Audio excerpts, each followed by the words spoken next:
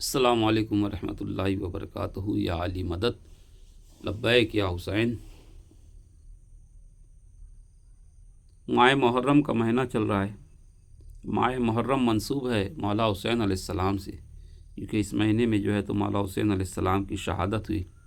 तो माह मुहर्रम जो है तो हुसैन की अज़ादारी से मंसूब है। और माह सफ़र ये मौला हसन अलैहिस्सलाम का महीना है। और माह सफ़र में ही जो है तो मौला हुसैन अलैहिस्सलाम का चहिल्लुम भी है। मौला हुसैन अलैहिस्सलाम का चहिल्लुम भी माह सफ़र में है। तो माह सफ़र और माह रबीउल अव्वल जो है, यानी मारफत आले मोहम्मद अगर इंसान के अंदर जागती है वाकई, तो मुहर्रम और सफ़र के ज़रिए जागती है। जो इमाम जाफ़र सादिक़ अलैहिस्सलाम ने ये 2 माह अज़ादारी के लिए मुंतखब किए, है ना। अज़ादारी की इब्तिदाई, यानी असल देखा जाए तो याद हुसैन, ज़िक्र हुसैन की इब्तिदाई इमाम जाफ़र सादिक़ अलैहिस्सलाम ने जो है तो बाकायदा आशूरे को रिवाज दिया। और फिर जो है तो 28 सफ़र को मौला हसन अलैहिस्सलाम की और फिर रसूल खुदा की शहादत इसी उसमें। और फिर इन्हीं अय्याम अज़ा में जो है 2 रबीउल अव्वल को जो है जनाब मोहसिन अलैहिस्सलाम की शहादत हुई कि पाक बीबी सैयदा अलैहिस्सलाम के ऊपर जो है तो जुल्म किया गया। और फिर जो है तो हज़रत मोहसिन अलैहिस्सलाम जो है तो शहीद हुए। और आपको जो है तो रियाजुल जन्ना में जो है हज़रत मोहसिन को वहाँ पर उनकी तदफीन हुई। माह सफ़र का महीना सिर्फ अहले बैत का महीना है ना, किसी और का महीना नहीं है। अब अभी बार बार यानी घिसी पिटी बातें बोल के कोई फ़ायदा नहीं है। माह रबीउल अव्वल में जो है, जैसे ही माह रबीउल अव्वल, अभी यानी कि रबीउल अव्वल आना बाकी है, अभी इमाम हसन अलैहिस्सलाम की शहादत है, मगर अभी से यानी कि लोगों के एक थॉट पे लेके आया। यानी देवबंदी और बरेलवी, ये 2 मसलक के लोग ऐसे हैं कि देवबंदियों ने अल्लाह को पकड़ लिया, बरेलवियों ने रसूल अल्लाह को, है ना। दोनों के कारोबार, दोनों के काम धंधे एक जैसे हैं ना। दोनों के कारोबार और काम धंधे जो हैं एक जैसे हैं, एक ही थॉट है दोनों का। यानी कि अक्सर जो आम लोग होते हैं तो ये कहते हैं, अरे भाई मैं किसी को नहीं मानता, मैं सुन्नी देवबंदी नहीं करता, यहाँ भी वैसी नमाज है वहाँ भी वैसी नमाज है। ये दोनों का यानी कि मुश्तरका मसला है। यानी कि यहाँ तक बोला जाता है कि भाई सिर्फ वो क्या कहते हैं, ये गुस्ताखी रिसालत और ये और वो जो फतवे हैं, इसको छोड़े तो इनके अंदर कोई फ़र्क नहीं है। इनके बड़े बड़े जो 30 मारखा है ना, वो भी यही कहते हैं। तो इस महीने में जो है ये 30 मारखा का लफ्ज़ मेरे मुँह से निकला। ये 30 मारखा जो हैं बड़े बड़े, ऐसे ही एक 30 मारखा का इस माह सफ़र में लोग उर्स करते हैं। और अभी हमारे एक सीएम साहब हैं यानी कि हमारे, तो उनको भी शायद ले जाके 30 मार खान साहब की कोई किताब दी कि देखिए ना कितने पढ़े लिखे थे। उन्होंने कहा कि भाई ये 30 मार खान तो अपने आप में यूनिवर्सिटी थे। अब उनको हकीकत तो मालूम नहीं है। ये 30 मार खान ने जो है तो ज़मीन को गोल घूमते हुए जो है तो इनकार किया कि ज़मीन घूमती नहीं है, बल्कि अपने महवर पर जो है तो कायम है, सूरज इसके गिर्द घूमता है। तो बहरहाल ये 30 मार खान साहब जो हैं, 30 मार खान, इनको जो है तो बड़ी हवा दी जाती है माह सफ़र में। अब एक्चुअल में 30 मार खां की असल हकीकत क्या है, इसी से आप इन्हें इस बात से जान लें, इस वाक़े से, कि 30 मार खां जो थे, इन्होंने 30 मक्खियाँ मारी थी। इन्हें जो ये मुहावरा बना कि बड़े 30 मार खां बनते हैं, तो इसके पीछे पूरी एक कहानी है। 30 मार खां जो थे मक्खियाँ मारे, उन्होंने 30 मक्खियाँ मारी और जो है तो डींगे मारते हुए लोगों में मशहूर कर दिया कि मैंने 30 शेर मारे हैं, 30 लायन मारे हैं, टाइगर मारे हैं, 30 शेर मारे मैंने। अब लोगों के अंदर मशहूर हो गया कि भाई इन्होंने 30 शेर मारे। अब ये गांव में, गली में, महल्ले में बात धीरे धीरे फैलते हुए, पुराना वक्त था, बादशाह के दरबार तक गई। बादशाह ने उनको महल में तलब किया और फिर जो है तो उनकी कहानियाँ सुनी। तो वो 30 मार खां तो थे, बड़ी बड़ी डींगे मारी। तो बादशाह ने उनको अपने मसाइबीन में रख लिया कि भाई इतना बड़ा ताकत, इतना कवि हेकल आदमी है, तो इसको अपने मसाइबीन में रख लो। अब जब मसाइबीन में रख लिए तो ये वहाँ पर बड़ा जो है तो खा रहा है, पी रहा है, डेकार मार रहा है ना। तो एक दिन ऐसा हुआ कि बादशाह का हाथी पागल हो गया। तो बादशाह का जब हाथी पागल हो गया तो कहा कि भाई वो हाथी तो सर्कस हो गया है, बदमस्त हो गया, वो किसी के कब्ज़े में नहीं आता, पागल हो गया, लोगों को हलाक कर रहा है। तो बोले इसमें कौन सी बड़ी बात है। तीसमार खान को भेज दीजिए, वो अकेले, अरे वो शेर को मारा है उसने, 30 शेरों को मारा है, वो अकेले हाथी, उसके लिए कौन सी बड़ी बात है। अब तीसमार खां की फट गई, है ना, उसकी फट गई, गिल्ली हो गई तीसमार खां की। अब घर में गया, परेशान है, खाने का ना एहसास है, ना पानी की प्यास है, सो भी नहीं रहा है। बीवी ने देखी कि क्या बात है, इतनी हरारत क्यों है, इतनी बेकरार क्यों है, इतने हावले हावले बावले बावले क्यों हुए सो है तुम्हें। तो बोले कि क्या करें, अभी जितनी फैसिलिटी मिली थी बादशाह की तरफ से, जितनी सिक्योरिटी थी जी, अब ये लगता है कि सब छीने जाएंगे और उसके बाद खुदा जाने गर्दन भी रहेंगी कि नहीं, सर पे मालूम नहीं। बोले हुआ क्या है। तो उन्होंने कहा कि भाई बादशाह का हाथी पागल हो गया है, अब मुझे कहते उसे काबू में करो। तो इसमें बोले कौन सी बड़ी बात है, बोले इसमें कौन सी बड़ी बात है।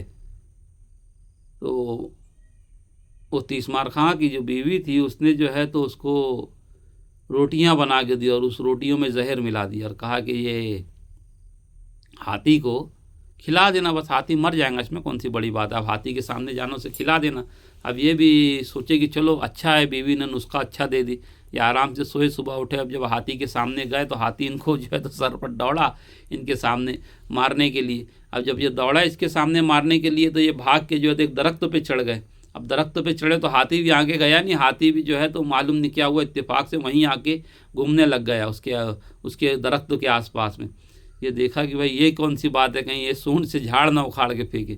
और उसने जो देखा कि अपनी थैली में से एक एक रोटी निकाली और डाला तो हाथी भी जो है रोटियां खाने लग गया। अब जब एक एक रोटी खाता रहा, थोड़ी देर के बाद हाथी जो है तो उसको चक्कर आई, गिरा और फिर जो है तो वो हलाक हो गया। फिर तीसमार खां का नाम हो गया कि अरे तीसमार खां ने जो है, यानी इत्तेफाक ऐसा होता है, यानी तीसमार खां जो होते हैं इन लोगों के साथ में इत्तेफाक ऐसा होता है कि यानी कि जब बचते हैं तो इस तरीके से, यानी फिर इनका जो है तो एक एक जो है तो प्रोग्रेस इस तरीके से इनका होते जाता है। तो हाथी जो है तो मर गया, फिर तीसमार खां का नाम हो गया, बल्ले बल्ले हो गई तीसमार खां की। अरे तीसमार खां ने हाथी को मार लिया, अरे बोले वाकई 30 शेर मारा है तो हाथी मारना कौन सी बड़ी बात। अब थोड़े दिन गुजरे, उसके बाद जो है एक दुश्मन मुल्क का बादशाह था, उसने जो है तो इस बादशाह के हुकूमत पे जो है तो हमला कर दिया। अब जब हमला किया इस हुकूमत पे तो बादशाह ने कहा कि कोई बड़ी बात नहीं है, कोई फ़ौज और फाटा और कुछ बहुत ज़्यादा वो करने की ज़रूरत नहीं है, इसके लिए तीसमार खां ही काफ़ी है, तीसमार खां इसके लिए काफ़ी है। तो अब तीसमार खां को कहा कि भाई फ़ौज आ रही है, आप तो शेर को मारे हैं, इनको जो है तो इनके दांत ऐसे खट्टे करो कि कभी जो है तो इसके अलावा कोई और भी जो है तो दुश्मन मुल्क जो है तो हमारे ऊपर हमला ना करे। तो तीसमार खां को अस्तबल में ले जाया गया कि आपको जो घोड़ा पसंद है, बादशाह सलामत ने कहा है कि शाही अस्तबल से उनको वो घोड़ा दे दिया जाए। अब ये अस्तबल में तो चले गए तीसमार खान। अब एक घोड़े को अस्तबल में पहले टहलते रहे, कभी तो अस्तबल देखे नहीं थे ज़िंदगी में। अब ये अस्तबल के अंदर गए तो ये पहले अस्तबल में टहलते रहे, पहले अस्तबल का अच्छी से जो है तो मुशाहिदा किया। मुशाहिदा करने के बाद एक घोड़ा उन्होंने देखा कि ऐसे खड़ा, उसकी टांग ऐसे उठा के, लंगड़े टांग के जैसा खड़ा है। इनको क्या समझे ये कि भाई ये जो है तो लंगड़ा घोड़ा है। अब इनको मालूम नहीं था ये अरबियन नस्ल यानी सरपट दौड़ने वाला घोड़ा है। इसको लगा कि भाई ये लंगड़ा घोड़ा है।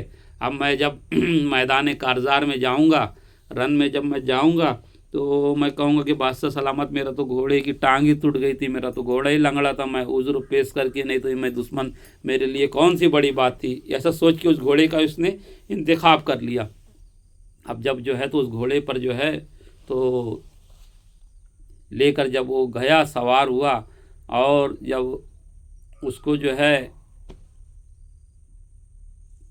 मैदान में जाने के बाद दुश्मन फ़ौज के सामने जब एड़ी लगाई घोड़े को तो घोड़ा सरपट दौड़ने का शुरू हुआ। अब ये लगाम इसके काबू में है ना, घोड़ा इसके काबू में है, वो घोड़ा दौड़ रहा है। अब ये दौड़ते दौड़ते ये खुद इसके हवास जो है तो बाख्ता हो गया कि भाई ये क्या माजरा है। अब वो दौड़ रहा है तो सोचा कि एक नारियल का या ताड़ का एक दरख्त तो आया, और सोचा कि भाई ताड़ के दरख्त को पकड़ लेता हूँ तो शायद ये तो घोड़ा रुक जाएगा। अब जो ताड़ के दरख्त को इसने पकड़ा तो ताड़ का दरख्त भी उसके साथ में उखड़ गया, मगर ये घोड़ा रुका नहीं, उसकी स्पीड इतनी थी कि वो ताड़ का दरख्त भी उखड़ गया। अब ये ताड़ के दरख्त को इस तरीके से पकड़े और भाग रहे हैं। अब घोड़ा भी भाग रहा है। अब सामने वाली फ़ौज देखी कि ये कौन सा सिपाही आ रहा है क्या कहते हैं, घोड़ा ही लेके, घोड़ा तो है ही इसके पास, उसके साथ में ताड़ का दरख्त भी उठाए लिए आ रहा है। तो ये जो है तो फौज भाग गई कि भाई ये इसकी कवि एकल का कौन मुकाबला करेगा। तो फौज भागी। अब जब फौज भागी तो ये इसका तो घोड़ा रुकने का नाम नहीं ले रहा है। घोड़ा भागते भागते भागते भागते जो है तो एक दूसरे मुल्क के अंदर जो है तो दाखिल हो गया। अब जब वहाँ गया तो वहाँ के बादशाह तक का फिर इसकी रिसाई हुई और फिर लोगों ने कहा कि भाई ये तो इतने बहादुर आदमी हैं, ये ताड़ का दरख्त तो जो तो हाथ में उठा के अकेले भाग रहे थे। तो बादशाह ने जो है तो बड़े इनाम और इकराम देने के बाद जो है तो इनको जो है तो अपने वतन वापस भेजा। फिर जब ये आए तो जब इस बादशाह के वहाँ आए तो बादशाह की और ज़्यादा मसाइबिन से अब इसको वज़ीर का दर्जा मिल गया है ना। तो वैसे ही ये तीसमार खां की कहानी है कि पहले मौलाना से जो है तो मौलवी से मुजद्दिद से फिर जो है तो झूठा इमाम है ना, झूठा इमाम। और जो इनके पीछे चले इन झूठे इमामों के पीछे फिर गिरते बड़ा गिर जाता है आदमी है ना। तो फिर उसको कुछ समझ में नहीं आता, इतना गिर जाता है आदमी जब यानी कि हक़ के इमामों के पीछे छोड़ दे। क्योंकि रसूलुल्लाह ने फरमाया ना कि अगर पूरी दुनिया अगर एक रास्ते पे चले मेरा वसी अली मुर्तज़ा शेर खुदा अगर एक रास्ते पे चले तो तुम पे लाजिम है कि आप जो है तो जिधर अली चलें उधर चलो। अल हक़ माली उल हक़, हक़ अली के साथ हैं और हक़ अली के साथ हैं और अली हक़ के साथ हैं। परवरदिगार हक़ को उस तरफ मोड़ दे जिस तरफ अली जाएं। तो जब इमाम का साथ छोड़ेंगे इमाम बरहक का और झूठे इमामों के पीछे चलेंगे तो यही हाल होगा कि तुम्हारे मदारिस तो बड़े रहेंगे, आपको लगेंगे कि भाई हमारे उलमा की तादाद बड़ी है, मगर एक मामूली मसला आपके वहाँ हल नहीं हो पाएगा। ये तिरपल तिलाक का मसला है, नहीं हल हो पाया है ना। कहते हैं बड़े बड़े जय्यद उलमा कहते हैं कि भाई हमारे यहाँ इज्तिहाद का दरवाज़ा बंद नहीं है, मगर कौन इतना बड़ा मुज्तहिद बने, यानी आपको इमाम अबू हनीफा नहीं आ सकता। तो फिर मदरसा क्यों चला रहे हो, दारुलूम क्यों चला रहे हो, जामिया क्यों चला रहे हो, छोटे छोटे से मदारिस हैं एक एक ताल के एक एक मंजिले के, और उससे कहते हैं कि भाई ये तो जामिया है, ये तो दारुलूम है ना। और अगर थोड़ी सी बड़ी इमारत है तो उसको डायरेक्ट यूनिवर्सिटी कह देते हैं है ना, यूनिवर्सिटी हो जाती है। हैदराबाद की उस्मानिया यूनिवर्सिटी जो है वो 5 किलोमीटर के अहाते में है, 5 किलोमीटर के अहाते में। और मैं तो समझता हूँ ये जिनकी यूनिवर्सिटियाँ आज जिन्हें ज़्यादातर जो चला रहे हैं अरबिक यूनिवर्सिटी, ये 50 एकड़ में भी नहीं होंगे, 5 किलोमीटर तो दूर की बात है। तो बहरहाल जो है 500 मीटर में जिनकी यानी वो नहीं है, बल्कि कई तो मैं देखा कि भाई बना लिए हैं पहले मंजिले पे जो है तो नीचे शॉपिंग है, फिर उसके ऊपर जो है तो क्या कहते हैं उनकी यूनिवर्सिटी है, फिर खानका है, फिर ऊपर जो है तो उनका मदरसा चल रहा है। बस यही कहते हैं यही यूनिवर्सिटी है। क्या पढ़ाया जा रहा है, ओनली अरबी है ना। वहाँ पर आपको शेक्सपियर के नावल नहीं मिलेंगे, वहाँ पर जो है तो किसी दूसरी केमिस्ट के ऊपर, फिज़िक्स के ऊपर, बायोलॉजी पे आपको कोई यानी कि आपको खातिर ख्वाह नहीं मिलेगा। यहाँ तक कि अल्लामा दमीरी जैसे आलिम जिन्होंने हयातुल हैवान का इस तरीके की कोई किताबें नहीं मिलेंगी है ना।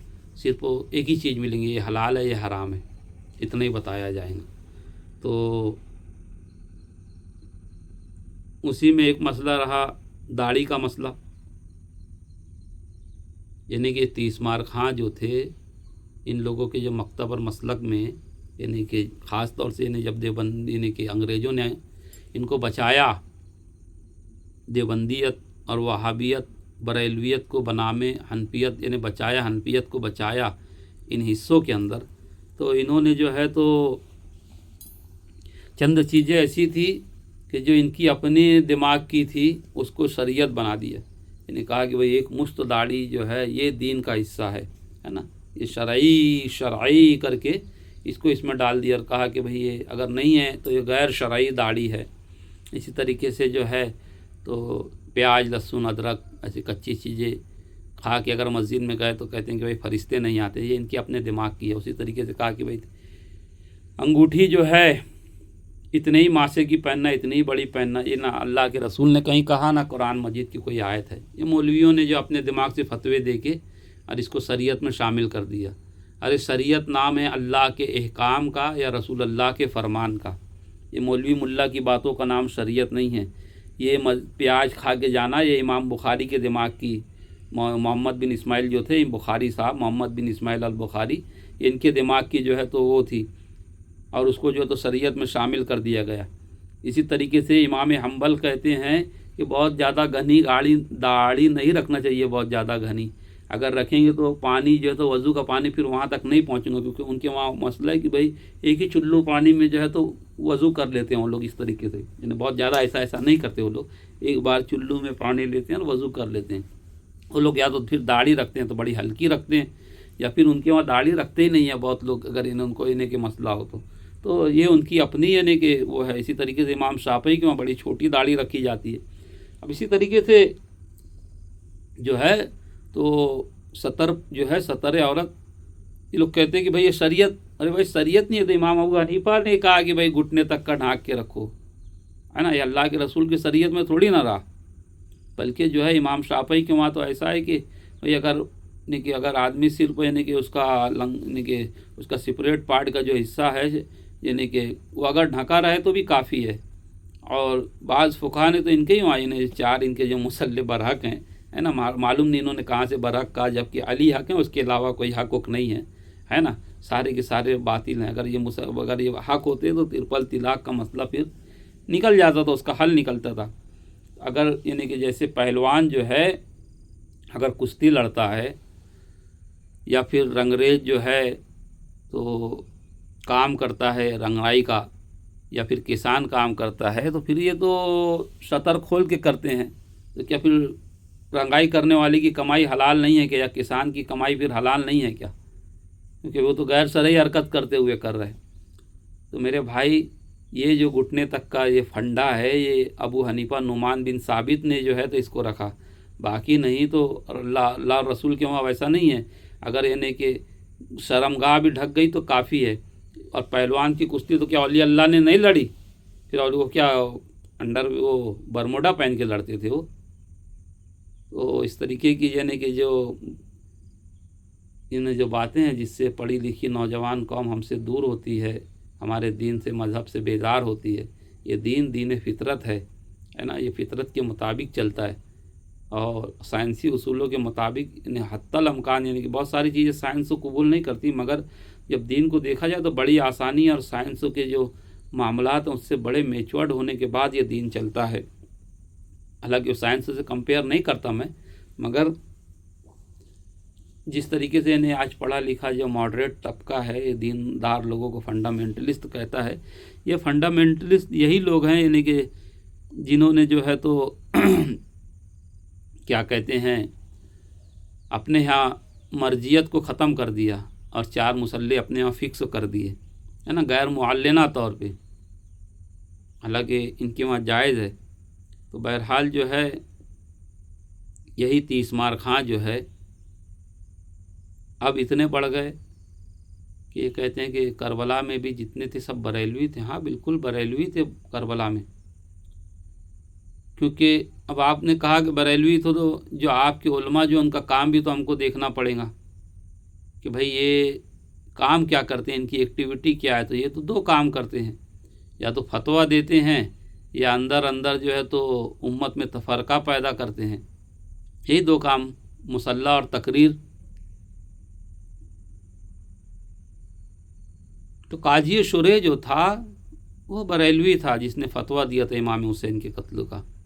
हुरमला जो था वो बरेलवी था, हैं, जो हाफिज़ कुरान था। सिमर जो था वो बरेलवी था, वो भी हाफिज़ कुरान था। उमरो बिन साद जिसने पैदल हज किए थे 7 मरतबा, बरेलवी था। तो बहरहाल यानी कि आपका कहना सही है कि करबला में बरेलवी थे और हर जगह आपको बरेलवी रंग नज़र आ जाएगा, बिल्कुल हर जगह नज़र आ जाएगा। हज्जाज बिन यूसुफ की सूरत में बरेलवी रंग बिल्कुल नज़र आया। मोहम्मद बिन कासिम की सूरत में वो लुटेरा जो था अब्दुल्ला गाजी को मारने के लिए जो हिंदुस्तान आया था, वो बिल्कुल औरंगजेब की शक्ल में जो है तो बरेलवी रंग दिखा। तो बहरहाल जो है तो बरेलवी रंग तो हमेशा गालिब ला, फिर 30 मार खां की तो बात ही अलग है।